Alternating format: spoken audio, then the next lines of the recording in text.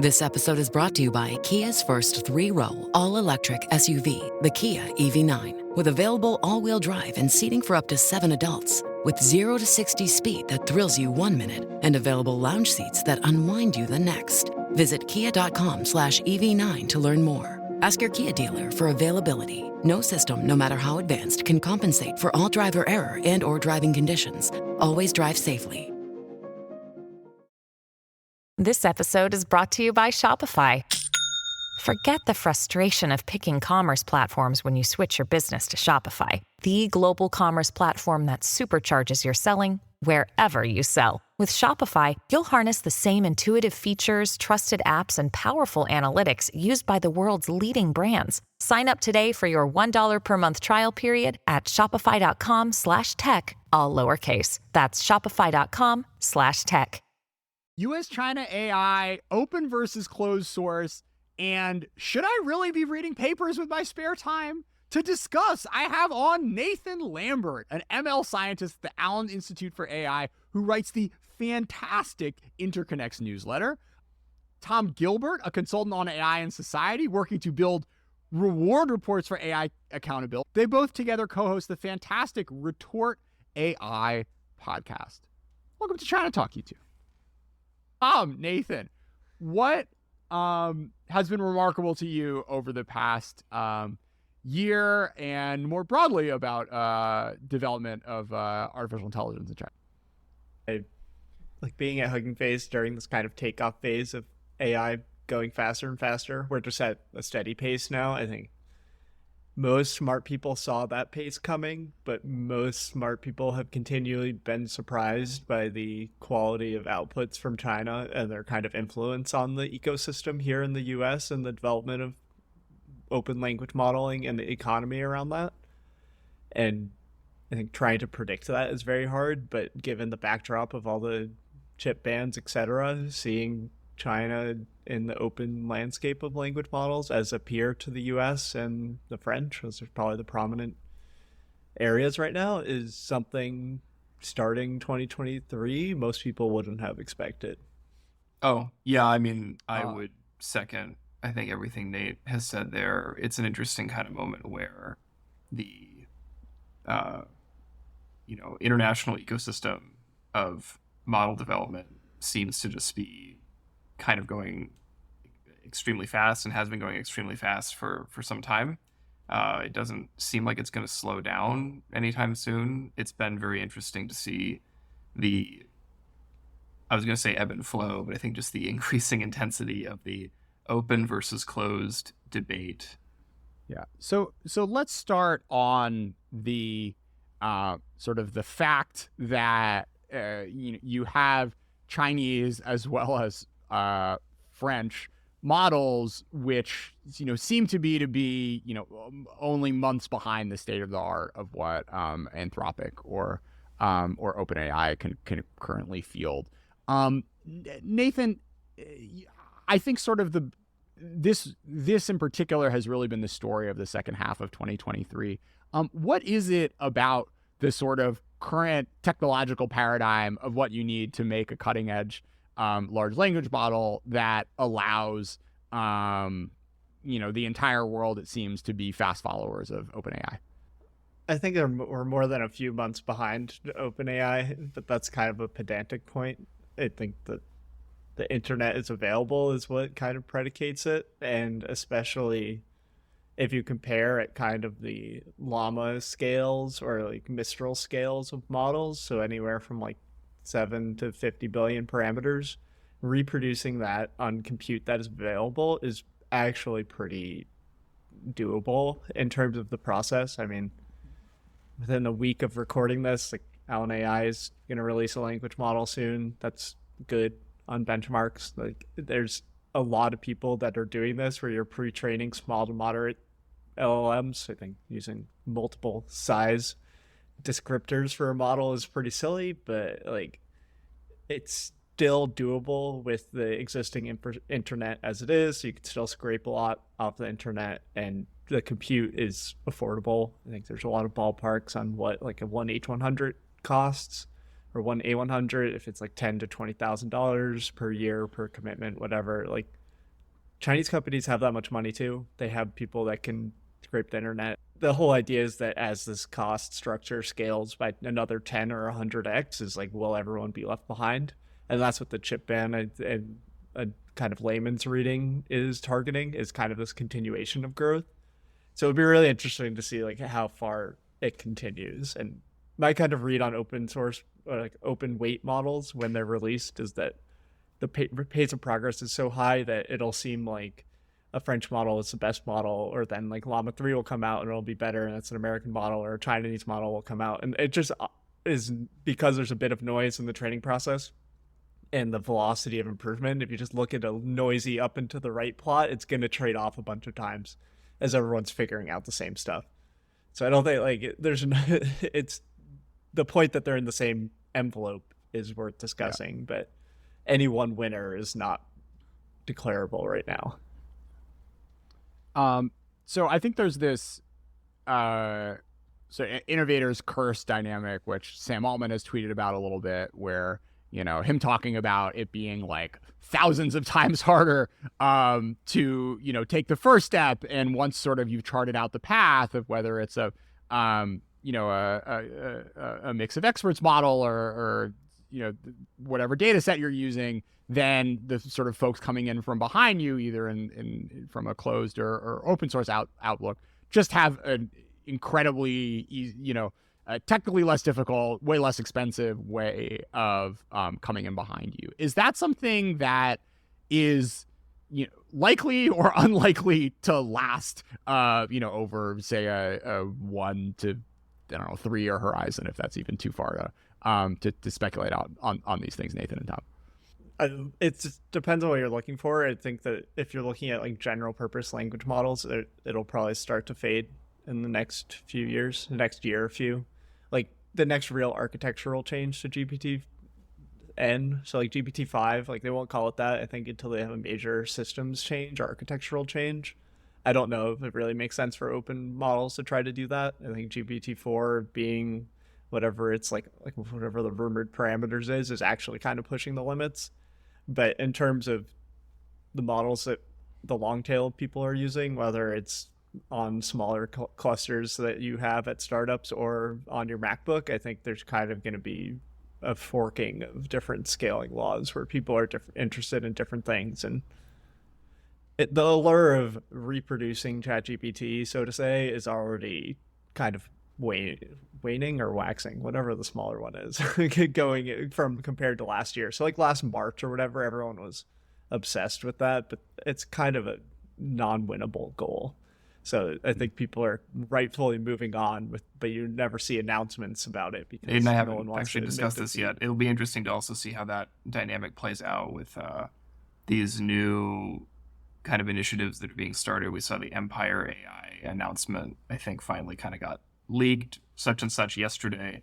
Right now we're seeing a lot of what a political economist might call like institutional isomorphism, where states, other companies in other parts of the world, or even stateside, are trying to copy the OpenAI model and keep pace with it.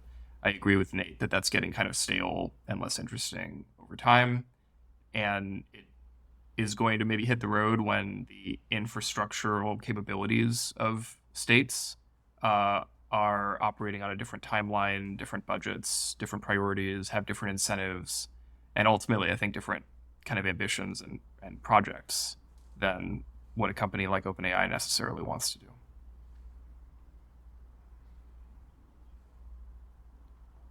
Yeah. Let's flip the question. What do you know about people in China trying to do this? Like, what are the biggest tech companies in China doing for their like high profile language models? Because my lens is like the Quern model, Yi model, all these things. Some models have partial Chinese affiliation, but like, what is the enterprise side of that?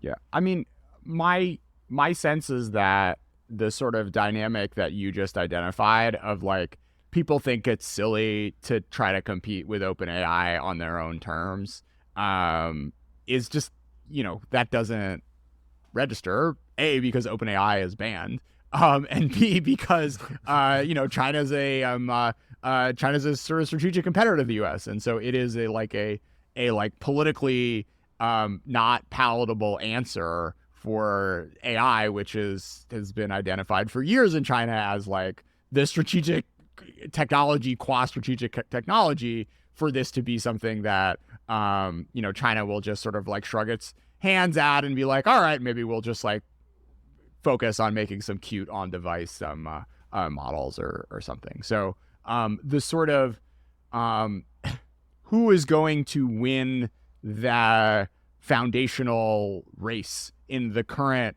architectural paradigm that we're living in, circa January 2024, is not clear in China. And you have a number of established firms, the Baidus and the Alis of the world, as well as very, very well-funded startups like Kimi, that are still basically playing the sort of like mixture of experts.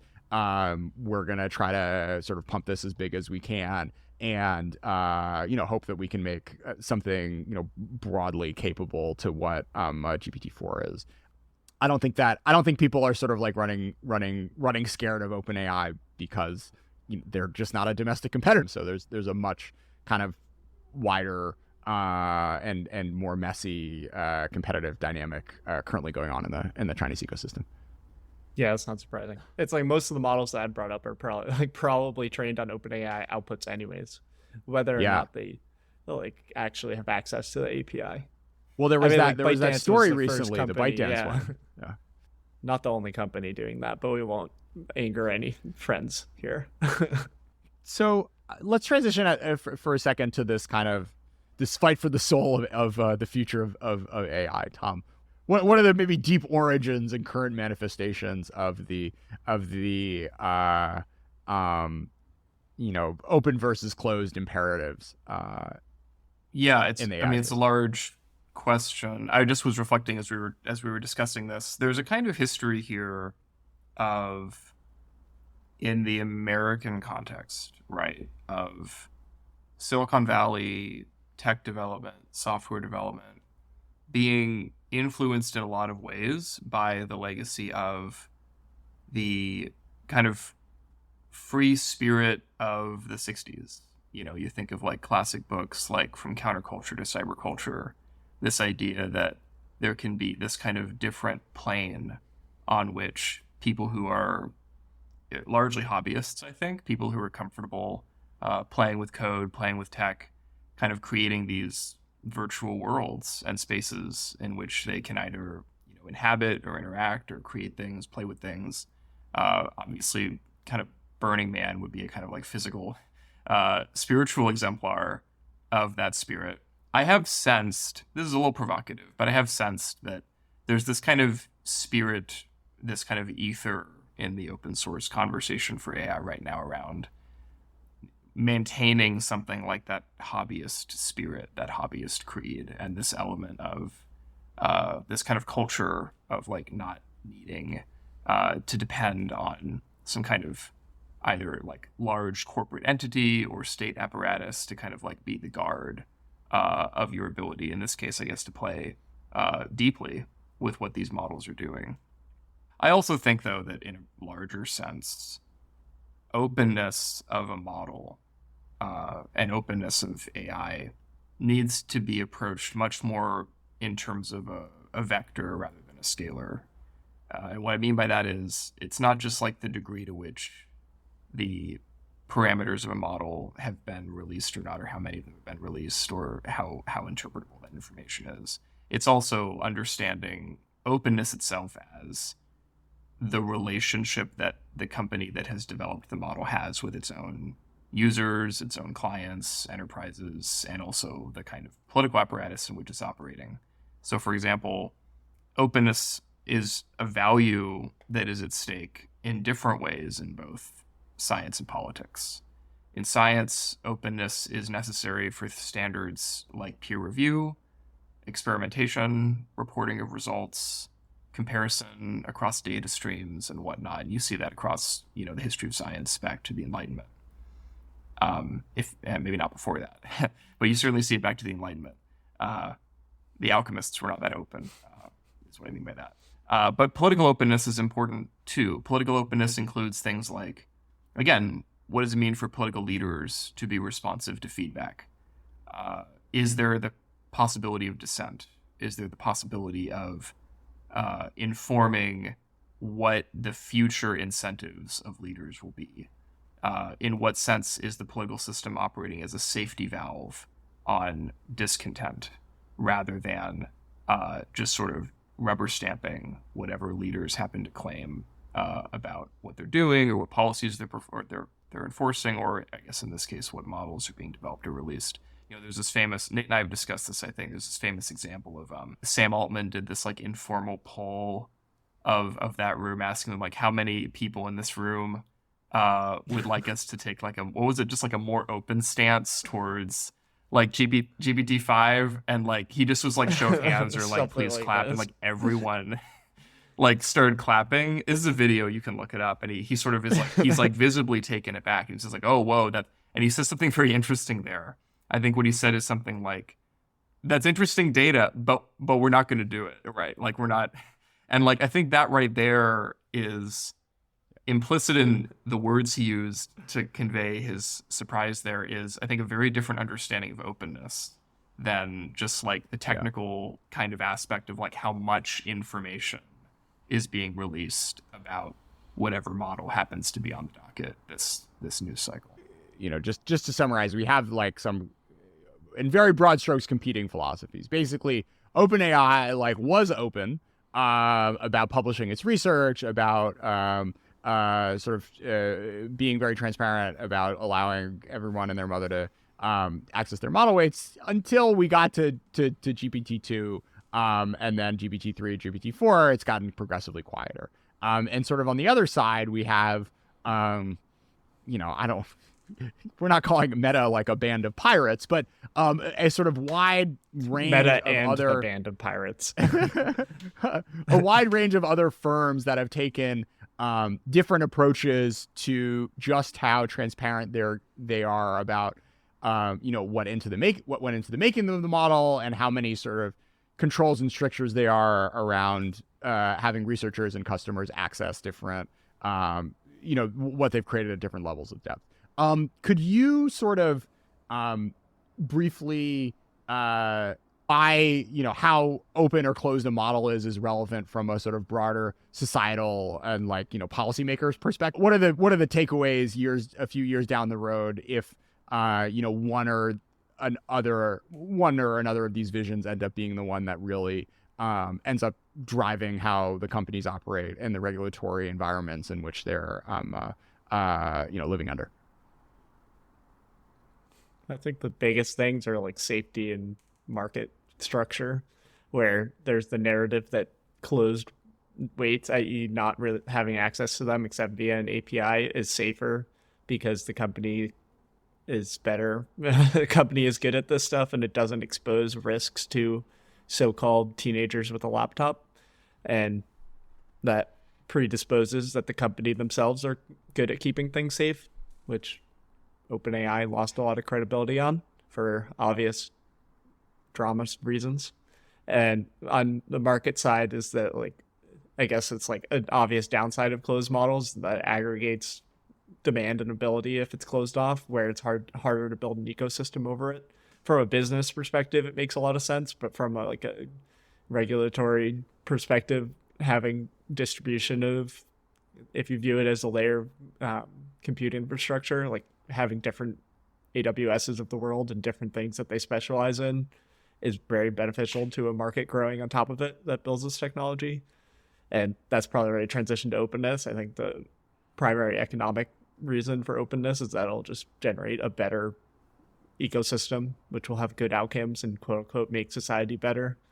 I think where these kind of openness absolutist people, so like the accelerationists, think that we're in the dark eras of the internet where you have to sign in to 40 things and have all these subscriptions, and TV services are making you watch TV and all these stupid things, and we have to get to AI fast because it'll solve all of our economic problems and therefore our societal problems. There are other ways of looking at this, which is openness and access to models enables a broader distribution of researchers to look at the model and study safety from their lens, whether that's cybersecurity, biosecurity, understanding how the models are converging and like what they actually have representations for. It's pretty much having access to open model weights is a whole research ecosystem on its own. Like think about everyone loves to make fun of the papers that are like, I prompted GPT-4 and it did this for me. It's like, think about how compelling those research papers would be if they actually had access to the model weights and could go like 10 layers deeper and fine tune the models and try to improve it. It's like, that's kind of my argument, is we would learn so much more if we had access to the model weights. And by learning more, I think we're more likely to understand what the actual risks are and build better policy and build better safeguards, because so much of this is up in the air. Can I bring in Albert Hirschman? So to kind of echo the theme of what Nate was saying, a lot of what nurturing an open source ecosystem here will mean is, how do you grow the conditions for growth? In other words, how do you not just make it so that a lot of individual practitioners happen to be able to, just have this kind of libertarian relationship with these interfaces, but how can you actually create linkages between and across different sectors of the economy in ways that create this like flywheel, this virtuous cycle where the development of these models have capabilities that are useful to other sectors, but they're also open in ways that those other sectors can make more effective use of them. They can experiment on them, they can play with them, they can maybe contribute or add different sources of data or their own methodologies to kind of whether for fine tuning or some other kind of forms of specialization or interface development that might even be hard for us to imagine right now. And this is actually an old problem. This is not in any way a new problem for developmental economics, right? So a lot of the history of what it meant for a developing economy in the mid to late 20th century to kind of catch up with the developed countries, one of the hardest lessons to learn was, don't necessarily copy everything that the developed countries did. Why is it that Taiwan's economy exploded, South Korea's economy exploded? There's a whole field of study sort of showing how and why it is that certain economies are able to develop in the way that they do. One of the most important lessons being what's called unbalanced growth, where what you do when you're trying to grow a kind of national economy is, instead of just copying and pasting whatever happened to work in the 19th or the 18th century in Great Britain or the United States in terms of how their economies took off, is you kind of intentionally overdevelop certain sectors of the economy, because what that does is creates incentives for linkages to the other parts of the economy, because there's a different labor capital relationship there, or ratio, that makes it very cost effective for the overdeveloped industries to partner with other ones. And so I think there's this major kind of unanswered question in LLM development and release right now, which is, how is it that these incredibly capital intensive, top down, rarefied, quote unquote foundation models can actually help induce those kinds of linkages to other sectors of the economy? Because right now, what we first saw with, I think, GPT-3 or GPT-4 was the first kind of major brands and companies to partner with OpenAI. They were only like some of the Fortune 500 companies, basically companies that had an extremely strong sense of their own brands, their own resources, their own PR. So they had the resources to partner, but this ends up producing this kind of very top-heavy economic dynamic where you've got this kind of like one LLM provider working with like a handful of multi-billion-dollar clients in such a way that the rest of the world just kind of like watches passively.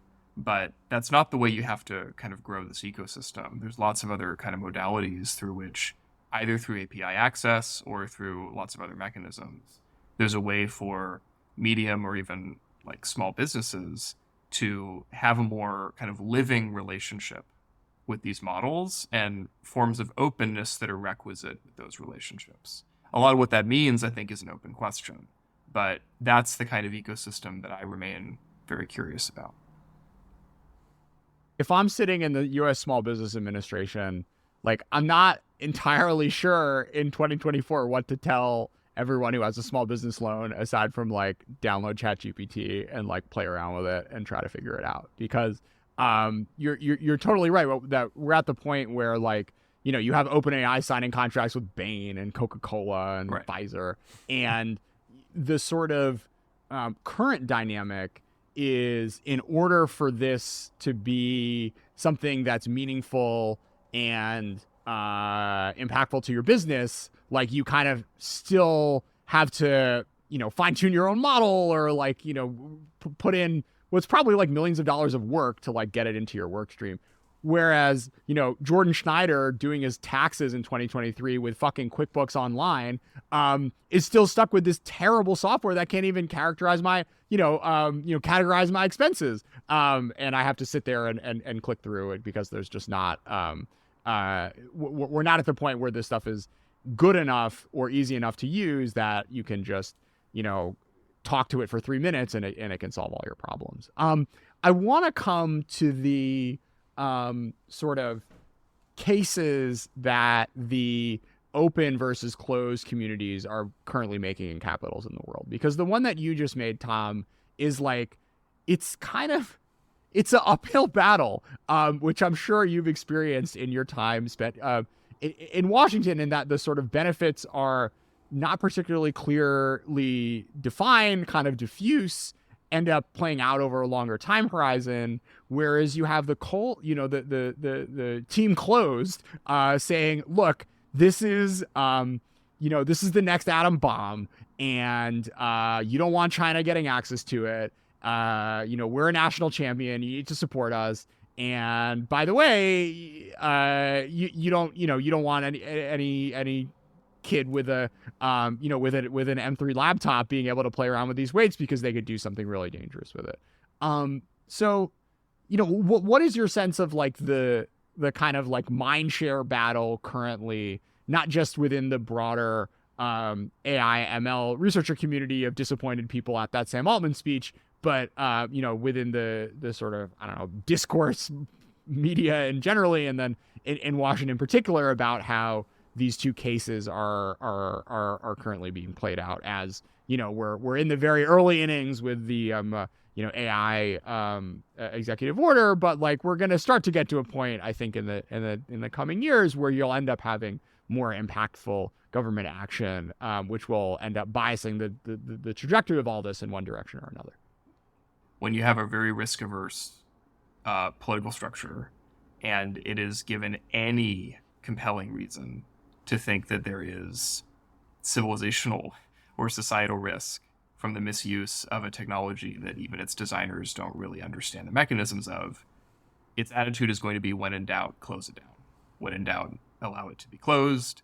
And if that's not sufficient incentive for you, then yes, the window dressing is China will do it anyway. And so it's better if you really just don't try and slow this down. It's better if you try and make it so that we can approach scaling and whatever, what have you, as quickly as possible. And if the cost of that is in some kind of enclosure, then so be it. My view, and my own work on reward reports speaks to this, is that I think the lesson of history, and I think actually also the lesson of a lot of biology, is that democratic systems are safe systems. They're safer. And there is a certain degree of openness that is commensurate with that. It's not totally open. A living organism is not completely open to its environment. If it were, then we would instantly get sick and die. But those organisms are selectively permeable. There is a living relationship with their surroundings that makes them responsive to feedback in ways that are healthy, in ways that support flourishing. And I think that's a very rich analogy for the current kind of ecosystem right now. And I think actually the path here, as I see it, is that a somewhat greater degree of openness is going to create the seeds for greater mechanistic understanding of what the hell we're building, and also a greater political sense of what the stakes are.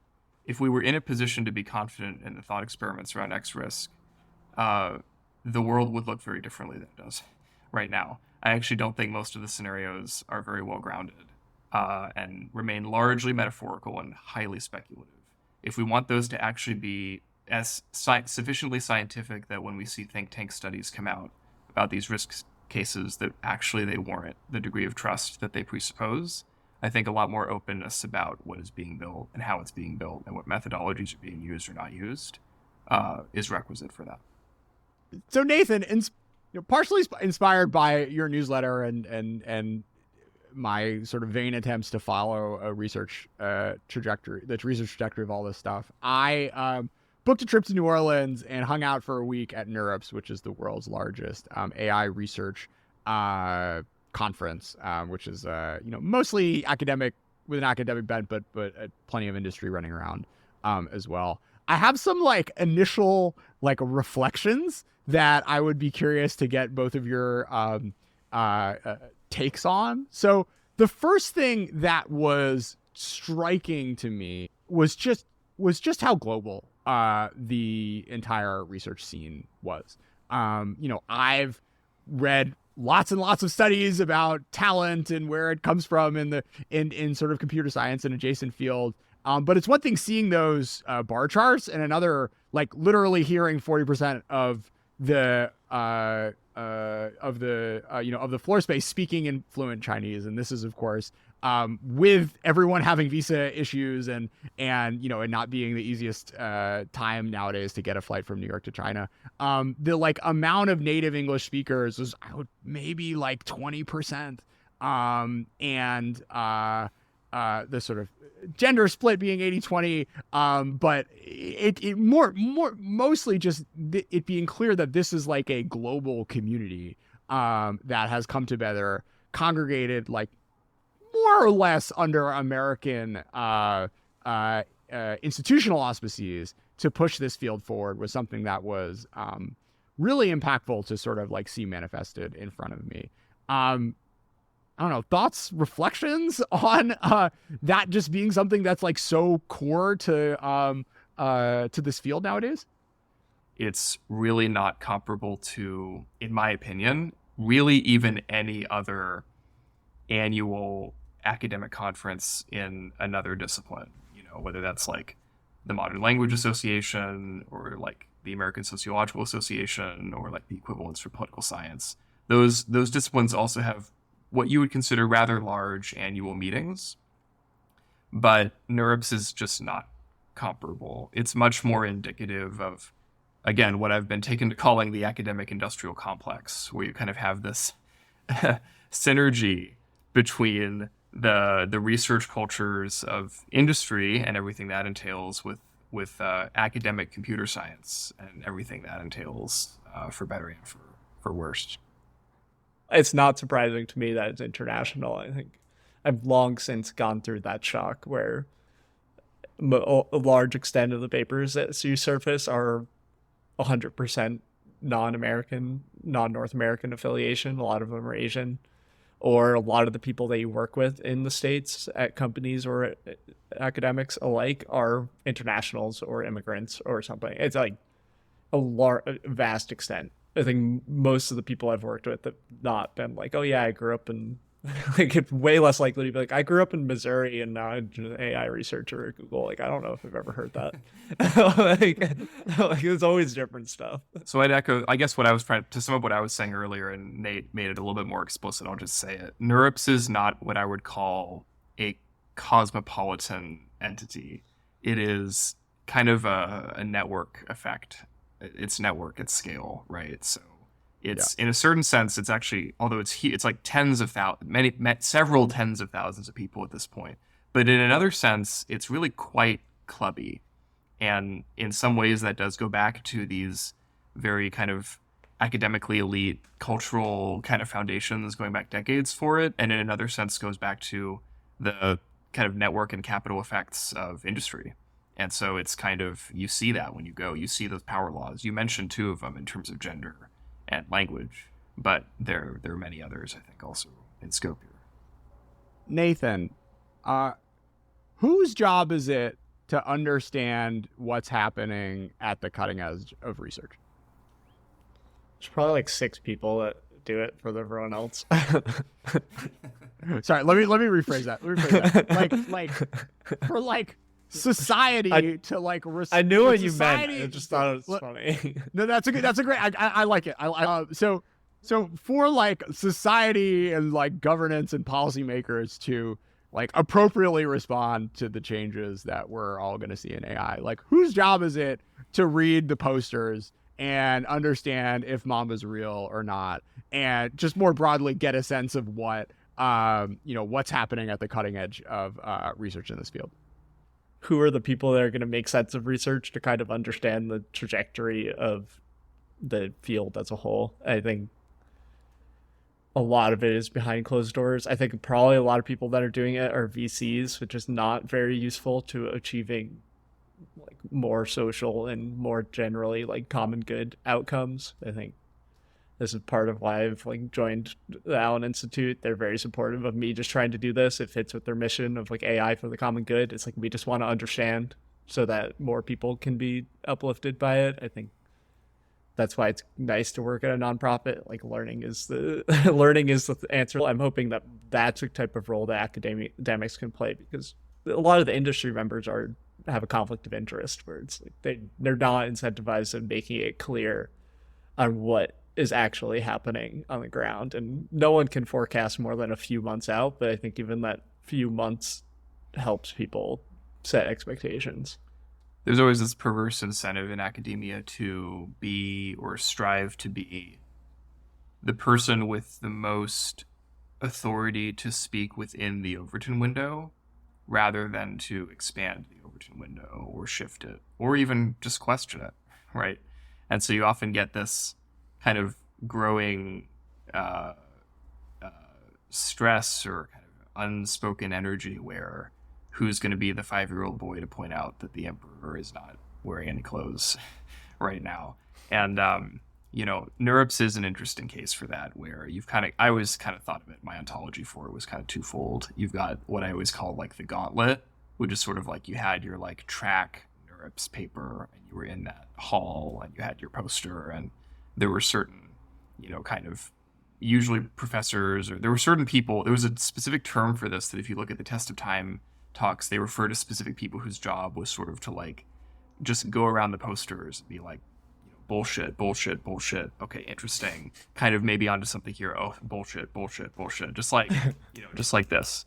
And that's sort of one mode of the NeurIPS experience. The other mode is sort of this vast. All the people that are good at that are now given huge amounts of money and work in industry labs. Like they're just gobbled up. Like there are people that are very good at that, and it's a skill. It takes a lot of time. It doesn't exist as such anymore. Yeah, I'm kind of strangely nostalgic for that toxicity.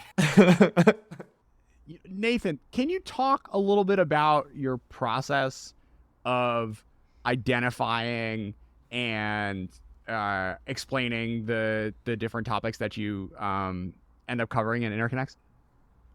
It's kind of a mix of what breaks through the narrative, which ends up being obvious, of like, okay, if a model breaks through, it's like showing up everywhere. It shows up in 6 of your AI newsletters, and Twitter has lost their mind to the point of being useless, and that type of thing. And those are just stuff that I'm working on or thinking about.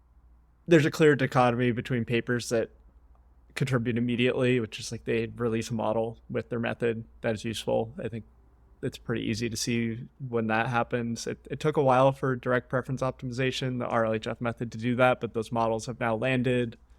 There's an image model in my multimodality post called like Lava RLHF, which is like a language model visual assistant. All sorts of like AI engineering folks are like, oh, I'm playing with this in my product, it's great. Like when it breaks through like that, it's like, okay, this is the thing to make sense of. But sometimes there's kind of supporting papers, so you have to read a lot of papers to understand the scope of their impact, because just because it's a small paper and the results don't scale, the fact that a bunch of people are saying the same thing in a different way in academia does help kind of validate how people approach problems and stuff like that. And sort of when you're looking on the horizon and thinking about the big one, like whatever sort of like algorithmic innovation is going to potentially reshape the way models are trained, like dramatically change market dynamics, put new different pressures on policymakers. Like, is there a different filter for that versus like the cute new RLHF methodology? Like, how do you stay open to the sort of, potential, next transformer or what have you that will inevitably be showing up? I think most people don't really know. I think most of those things happen, and then it takes years for the right time to build them to scale to happen. Like the transformer took years. I think people that were accepting that it was the new deep learning in January of 2023 were still like very early. So like the ChatGPT moment happens if you're suitably swayed by ChatGPT to be like, oh, okay, this is a big thing. Like you're fine. That's still early. And like I think that's just the open mind factor of like weird things will come. And if someone tells you like this might be a big deal, you just kind of take it with the appropriate grain of salt and maybe look deeper into it, or just try to go through the argument of like what needs to happen for this to be a big deal. Like, is it not too unrealistic for this to happen? It's like, can this run on NVIDIA GPUs? like the Mamba model, which was popular, which is a non-intention model, so a different architecture of the transformer, was really popular. And like a large part of that research project was the fact that the two authors, who are both professors of different schools now, like are good at writing NVIDIA kernels. Like they wrote their own NVIDIA kernels for their model and it made it work. Like that's a really rare thing, that you have the researcher who also can write NVIDIA CUDA kernels, but like it's the wild card that can make big things happen. And there's just kind of weird infrastructure things that happen like that. But I don't think you have to notice it from day one. I think that's overblown. Any truly big transformation will take longer to play out. So you just kind of have to see when things feel unsteady and figure out why. There's this saying in every academic field that there really only are ever three papers. There's the first paper, the best paper, and the last paper. When you're living through a time of hype, like I think what you saw after AlexNet like 10 years ago, and now what you're seeing, of course, with Gen AI, it feels like every paper is the first paper of like, okay, this model can do these things, and you get this new kind of capability, and you know, when DPO comes out, it makes people question everything all over again. When there's the prospect of Q-star, everyone's like, oh God, what's on the horizon? Closing words for our I don't know, policy making oriented audience. What do you hope they'd keep in mind aside from subscribing to interconnects over the coming months? Go ahead. It is worth trying to learn more about how they work. Like even if you're not training a model at GPT-4's size, like doing the silly tutorials where you spin up a GPU somewhere and like loss goes down, I do think is still useful. It's like basically building basic software skills is good, just to like build some emotional appreciation for the types of things that are happening. And I don't think enough people take the time to do fundamental skills outside of their core, like outside of the deliverables they need to provide, but it's good for being a human being and like having a bigger picture. I would say listen to tech, but trust in yourself. There's an awful lot of topics that tech people have not figured out, and often, in my experience, have very little grasp of, that are extremely critical for shaping policy. I think AI changes the terms, but I think very little of the stakes actually are that new. I do also think we'll need new laws. It's like there's going to be, especially this year, it's going to be hard because a lot of important decisions in AI are kind of going to get punted to the legal system, when in reality we might just need new laws. It is often the courts, I think, though, that lead the conversation around even new understandings of existing law. I just was reflecting on like the idea of like a right to privacy as such. I don't even think was articulated, and certainly not like reliably expressed in courts until basically wiretapping was a thing. If you look at the original court cases during the progressive era, you know, if you look at like actually like the way those cases played out, justices learned to articulate a new interpretation of existing statutes and ultimately the Constitution itself when challenged to do so by new technical capabilities. I would not be surprised if actually like fundamentally new rights implicit in existing statutes start to be made explicit in response to today's challenges. Tom, you want to take us out with 3 books? 3 books I would recommend to the audience. We've been discussing Hirschman. I've done a shout out to some other works by him previously. I would highlight Exit Voice Loyalty as a great book. It's a great book for thinking about the status of the people who are using or induced to consume new technologies and the kind of surprising amount of agency they have in responding to those incentives, and then the way that can propagate back to the things that are offering the service. So Exit Voice Loyalty is a great book. I would also highlight, it's funny, we were discussing textbooks, Sutton and Bartow's textbook on reinforcement learning. I'll give a shout out to. It's a fun read. It's a very important book. It's also, I think, available for free online. Like the PDF is just there. It's not even like a shadowy thing. It's pretty readable, and if you want to have a kind of provocative and firm theoretical grasp of the secret sauce behind LLMs today, that's not a bad place to start. And the third book I would recommend would be The Power Broker by Robert Caro, about Robert Moses, which is a book. It's a famous book. It's a incredibly erudite and also kind of, just like page turner about New York and about what cities are and what makes modern cities tragically undemocratic in the way that they have to be run. And it's a biography of Robert Moses, who is really the person who's most individually responsible for building New York infrastructurally. And it's just an incredibly insightful book on how power works and how new kinds of technologies, technological investments, and the infrastructures that those entail create the means to broker power across society, and the dangers implicit in that we haven't worked through yet. And I'm hopeful, but also wary of the challenges that AI will pose on that front. So I'll shout out a book which also has a free PDF online. It came out in December of 2023, Understanding Deep Learning by Simon Prince, which is claims to be a spiritual successor to Deep Learning by Goodfellow et al. From 2016. It is like, I think, as having spent a lot of time trying to process and understand exactly what it is that Nathan says on his newsletter, it 100 pages in, it feels like it's filling in the gaps in a way that I'm slowly but surely having to sort of ChatGPT fewer words in newsletters like Interconnects. So appreciate what both of you guys do. Listen to the Retort podcast, subscribe to Interconnects, and really looking forward to continuing the conversation. Thank you so much for being a part of China Talk, you two. Yeah. Thanks. Thanks, you as we well. had fun. Good.